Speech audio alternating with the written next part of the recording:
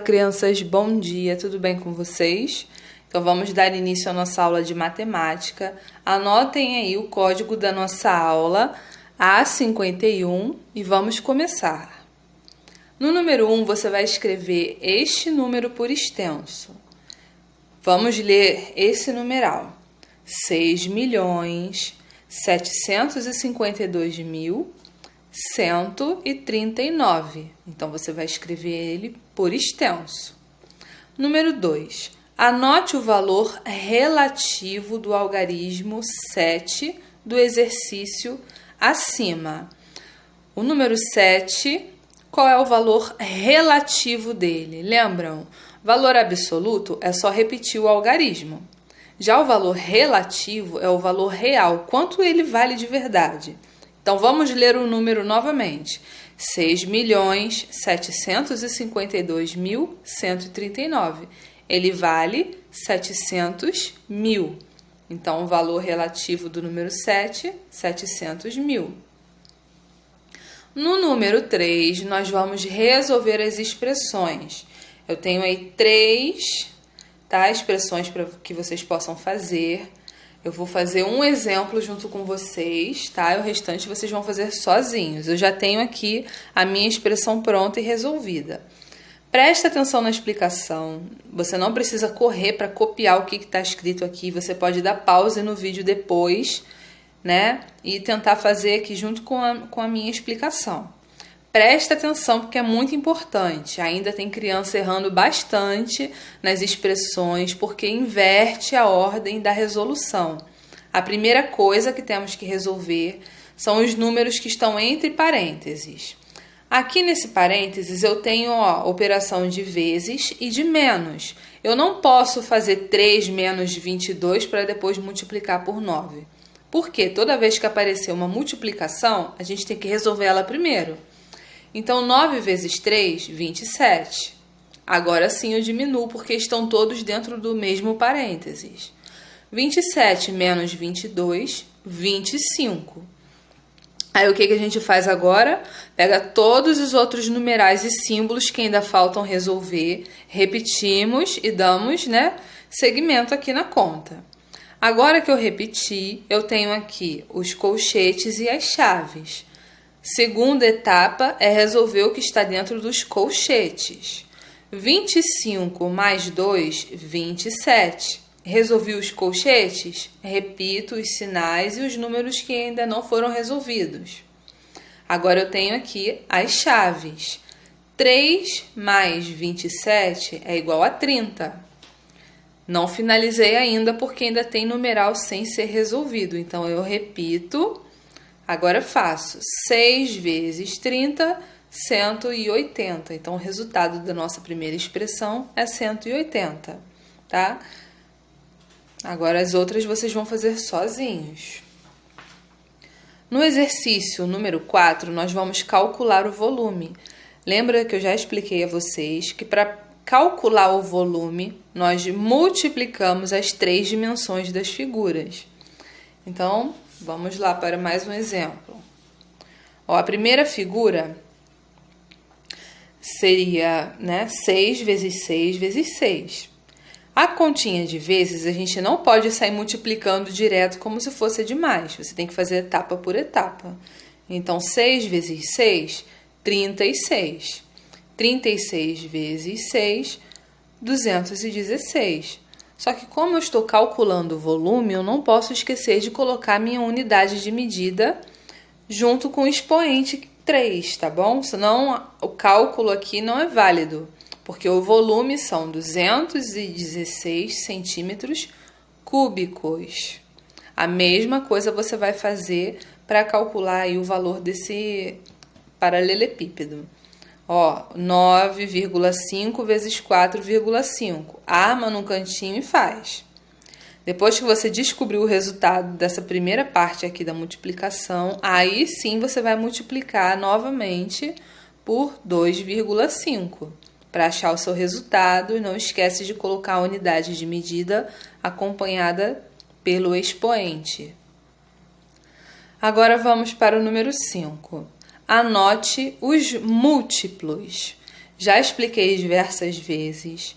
Múltiplos e divisores. Não é bicho de 7 cabeças, porque vocês precisam estar com a tabuada na ponta da língua. Quem tem dificuldade na tabuada, estuda aí durante essa quarentena, tá? Usa uma tabuada para consultar, mas estudem, porque daqui para frente, ó, é só tabuada. Então a gente precisa estar com a tabuada tinindo. Então, para organizar os múltiplos, eu vou deixar um exemplo para vocês. Múltiplos de 2. Múltiplo é o resultado da operação da tabuada, né? Então, os múltiplos vão começar sempre com 0 e termina com reticências, porque o número de múltiplos é infinito. Então, aqui estão todos os meus múltiplos de 2. É só você mentalizar, ó, 2 vezes 1, 2. 2 vezes 2, 4. Você vai botar só o resultado, tá? 2 vezes 3, 6. E assim por diante, tá bom? Então, você vai organizar todos os múltiplos aqui. Depois que você organizar os seus múltiplos, você vai para a próxima etapa, que é encontrar o MMC, tá? Todos os MMCs que vocês vão ter que encontrar, vocês já organizaram os múltiplos deles aqui nessa outra atividade, tá? Então, eu já fiz para facilitar vocês. O que significa MMC? Menor múltiplo comum, né? Ou mínimo múltiplo comum. Então, você vai fazer aqui, ó, o MMC de 6 e de 9. Depois que você organizou os múltiplos, você vai ver qual é o menor múltiplo que o 6 e o 9 têm em comum. E vai anotar aqui. Muito simples. Só prestar atenção. No número 7, vocês vão anotar os divisores. Tem gente que ainda não entendeu como que nós encontramos os divisores. Está deixando a atividade em branco. Não façam isso. Entre em contato comigo para que eu possa ajudar vocês. Vamos lá. Primeira coisa que você tem que saber para organizar os divisores. O conjunto dos divisores sempre começam com 1 e termina no próprio número. Se aqui está pedindo para eu achar os divisores de 8, então eu sei que eu vou começar com 1 e vou terminar com 8. Daí a minha missão é descobrir quem são os outros números que possam existir aqui no meio do caminho. Então o que você vai fazer? Você vai consultar a tabuada e pensar assim, será que existe algum número vezes 2 que é igual a 8? Existe, né? Então, o 2 é divisor de 8. Será que existe algum número na tabuada do 3 que vezes 3 vai dar 8? Não, não existe. Então, eu pulo 3. Existe algum número na tabuada do 4 que multiplicado por ele dá 8? Sim, né? 4 vezes 2 dá 8. Então, o 4 é divisor de 8. Agora, na tabuada do 5, 5 vezes alguém dá 8? Não, então pulo 5. No 6 também não, no 7 também não. Então, parei no 8. Esses são os divisores de 8. Você vai fazer da mesma forma em todos esses numerais aqui.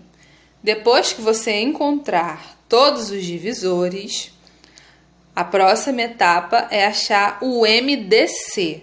MDC significa máximo divisor comum ou maior divisor comum. Então, você vai ver qual é o maior divisor que o 12 e o 24 têm em comum. Só você consultar aqui e responder.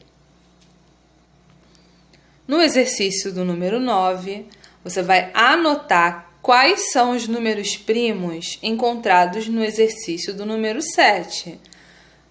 Aqui, depois que você organizar todos os divisores, quais são os números primos? São aqueles que possuem apenas o número 1 e ele mesmo como divisor. Então, é só você observar. Se o 3 tiver só o 1 e o 3 como divisor, ele vai ser um número primo. Aí você anota o 3 aqui, tá? É só observar e anotar.